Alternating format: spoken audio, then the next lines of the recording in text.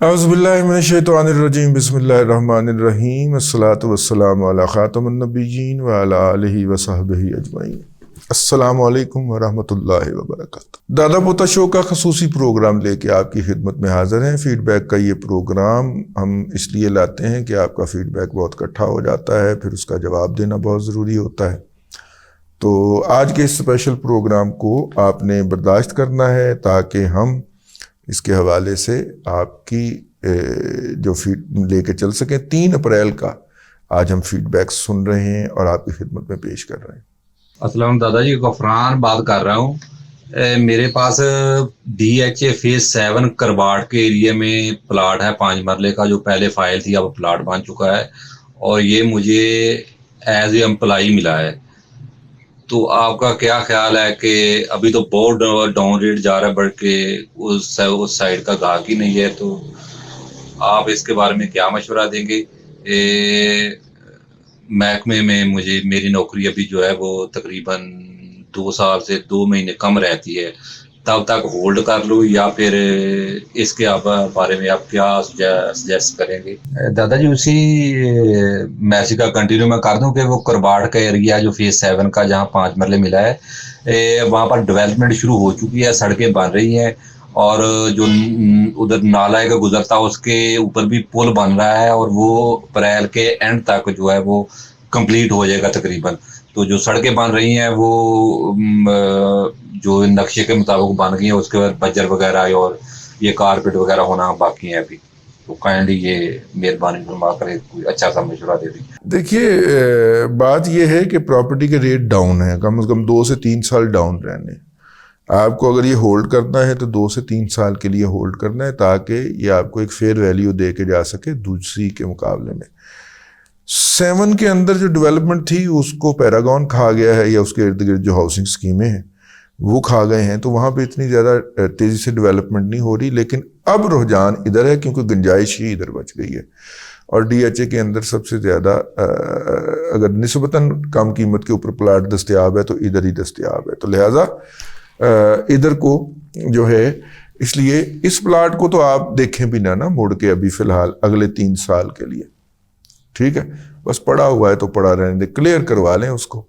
जब इसका कोई मुंह मत्था निकलेगा, कोई सड़क बन जाएगी, कोई सीवरेज बिछ जाएगा, कोई खंबे लग जाएंगे, बिजली शिजली आ जाएगी, कोई 2-4 घर इस सेक्टर के अंदर बन जाएंगे तो फिर बात कीजिएगा, ठीक है ना जी। अस्सलाम वालेकुम दादाजी, ताहिर बोल रहा हूँ कराची से। आपसे मशवरा ये लेना है कि जैसे कि आप बताते हैं कि प्रॉपर्टी के रेट्स अभी डाउन रहेंगे अगले 2-3 साल और उसके बाद बूम आएगा। अच्छा, मैं जिस घर में रहता हूँ, मेरे वालिद साहब का घर है वो डिफेंस कराची में, और इसकी पिछले मैं कुछ सालों से नोट कर रहा हूँ कि कोई वैल्यू बढ़ नहीं रही, जो प्लॉट की वैल्यू है वही अपनी जगह है। तो अब इस घर में क्योंकि टाइम 35-36 साल पुराना घर है, वेयर एंड टेयर भी हो गया, तो मैं सोचता हूँ कि भाई इस पे पैसा लगाने की बजाय इसको बेच के तो दूसरी जगह ली जाएगी। लेकिन जो मैं दूसरी जगह देखता हूँ या सोचता हूँ तो वो उनके रेट्स काफ़ी ज़्यादा हाई हैं, और इस घर में क्योंकि मेरी बहन का भी हिस्सा है, तो अगर मैं ये बेचूँ और बेच के हिस्सा दे के तो मेरे पास जो रकम बचेगी या मिलेगी उससे मैं इस साइज़ का या ऐसे ही लेवल का घर नहीं ले सकता।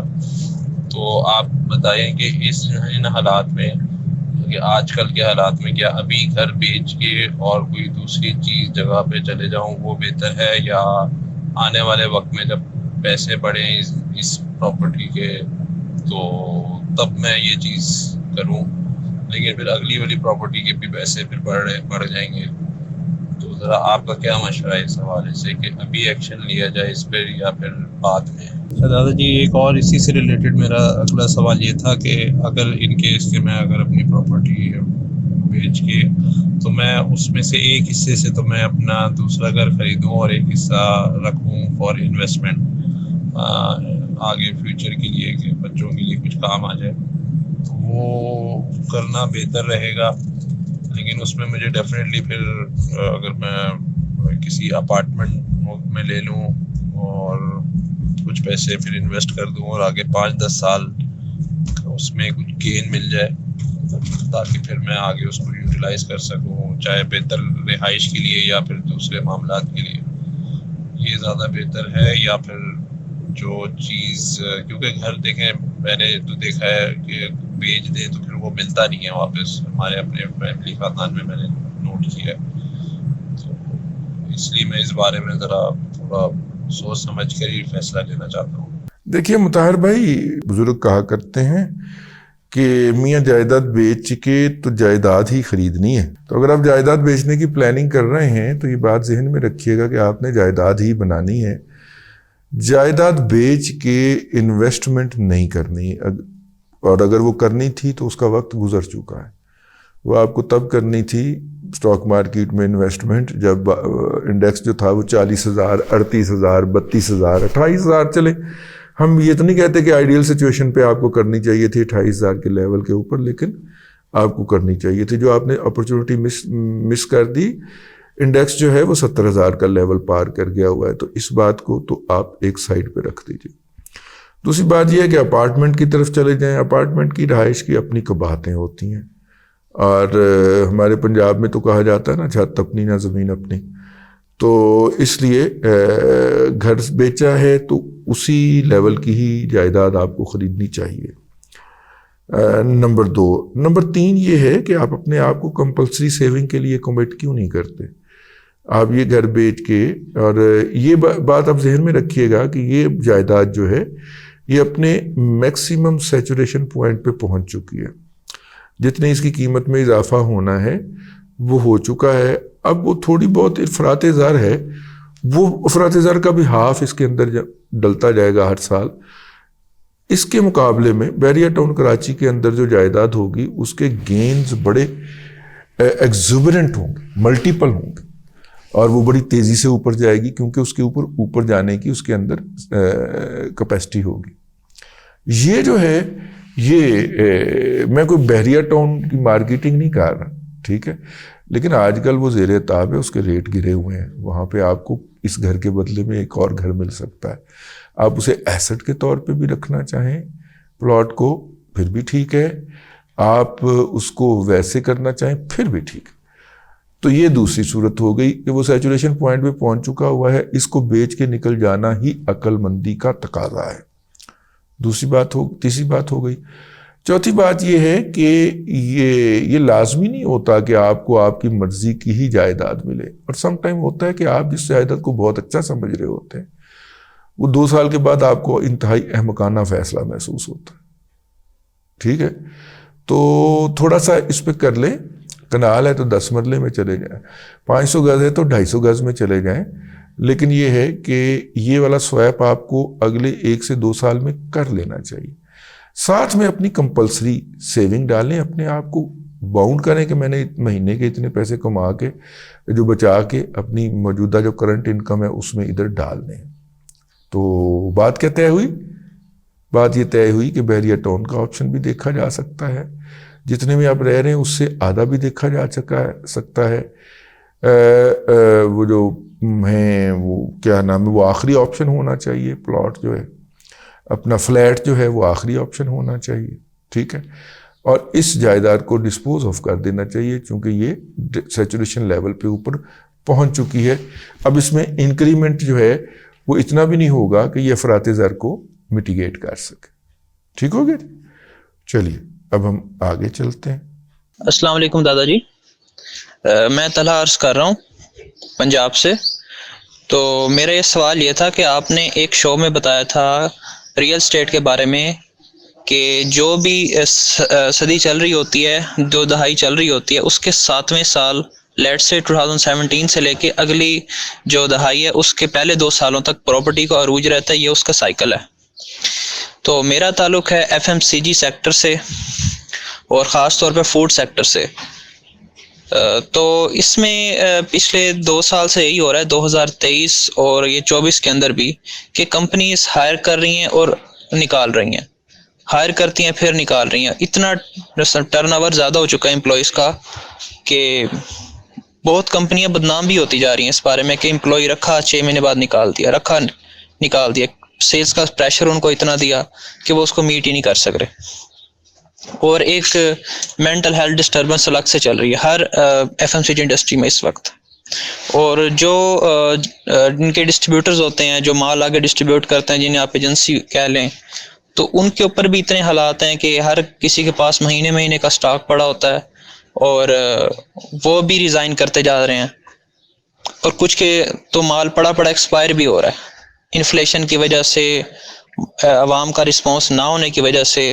تو میرا یہ سوال یہ تھا کہ جس طرح پراپرٹی کا ایک سائیکل ہے, کیا اس ایف ایم سی جی انڈسٹری کا بھی کوئی سائیکل ہے کہ جب ہم بندہ ایکسپیکٹ کر سکے کہ یار بس یہ مشکل وقت ہے, یہ کس طرح نکالو, یا یہ والا مشکل سال ہے یہ کسی طرح نکال لیں تاکہ پھر ہم آگے کوئی بہتری ایکسپیکٹ کر سکیں, کیونکہ مہنگائی پچھلے سال 40% سرکاری نہیں جو کہ غیر سرکاری ہوتی ہے مارکیٹ میں ہوتی ہے, اور اس سال 30% آن ایوریج چل رہی ہے, 20% سرکاری ہے تو 30% عوام کی جو خرد و نوش کی چیزیں وہ اتنی مہنگی ہو چکی ہیں, تو اس کا بھی بہت امپیکٹ ہے. تو کائنڈلی اس کا اگر کوئی ایف ایم سی جی انڈسٹری کا کوئی سائیکل ہے جس میں ہم بہتری ایکسپیکٹ کر سکیں تو کائنڈلی اس کے بارے میں بتا دیجیے گا. ایف ایم سی جی کے انڈسٹری کا جو سائیکل ہے وہ وہی سائیکل ہے جو پاکستان کا عمومی اکانومی کا سائیکل.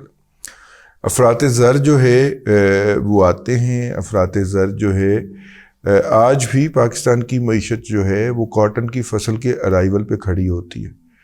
جیسے ہی پاکستان میں کاٹن کی فصل آتی ہے تو ہمارے ہاں چونکہ میجورٹی لوگوں کی زراعت سے وابستہ ہے, تو کاٹن کی فصل آتی ہے تو بیٹیوں کی شادیوں کے دن رکھتے ہیں, اور گندم کی فصل آتی ہے تو مطمئن ہو کے بیٹھ جاتے ہیں کہ چلیں اللہ تعالیٰ نے خوراک بھیج دی. تو زیادہ کیش فارمر کے پاس دوسروں کو دینے کے لیے وہ کاٹن کی فصل کے ساتھ آتا ہے, کاٹن کی اور شوگر کی, شوگر کین ہے ان دونوں کے ساتھ.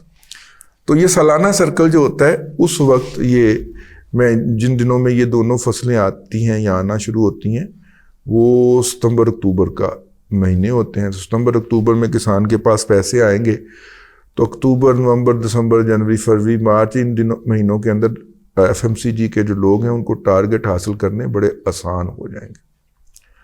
میں آپ کو ایک عرض کروں, ہمارے ایک دوست تھے, انہوں نے ایک ملٹی نیشنل ادارے میں کام کرتے تھے, وہاں سے ریزائن کر کے اپنا ڈسٹریبیوشن کا نیٹ ورک کھڑا کیا. میں نے جب تک ہم اسٹوڈنٹ لائف میں ایک دوسرے کی یاری دوستی رہتی ہے, میں نے کبھی اس بندے کو کلف لگے بغیر کپڑے پہنتے نہیں دیکھا, اور وہ بھی درزی دھوبی سے استری ہو کے آتے تھے, ٹھیک ہے. لیکن جب وہ مارکیٹنگ میں آیا تو میں نے اس کے سر کے اندر باقاعدہ دھول پڑی ہوئی دیکھی, کیونکہ وہ مارکیٹ میں جاتے تھے, ریٹیل آؤٹ لیٹ کو چیک کرتے تھے کہ ڈسٹریبیوشن نے میرا مال یہاں تک پہنچایا ہے کہ نہیں پہنچاتے تھے, تو وہیں پہ کھڑے ہو کے فون کر کے ڈسٹریبیوشن والوں کی والدہ ماجدہ اور ہمشیرہ محترمہ کا حال چال پوچھتے تھے, ٹھیک ہے. اور مطلب کہ وہ بھی ایف ایم سی جی کے اندر سے, یہ چپس وغیرہ نمکو وغیرہ کی ایک کمپنی ہے پاکستان کی, اس کے لیے وہ کام کرتے تھے. اور 3 سال کے اندر اس کمپنی نے اپنی سیلز کو اتنا بڑھا لیا کہ نہ اس سے پہلے سیل کر پائی نہ اس سے بعد کر پائی, ٹھیک ہے. یہ کمٹمنٹ کی بات ہوتی ہے. ہمارے مارکیٹنگ کے جو لوگ ہیں, خاص طور پہ یہ ایف ایم سی جی کے مارکیٹنگ کے لوگ ہیں, انہیں فیلڈ میں جاتے ہوئے موت پڑتی ہے.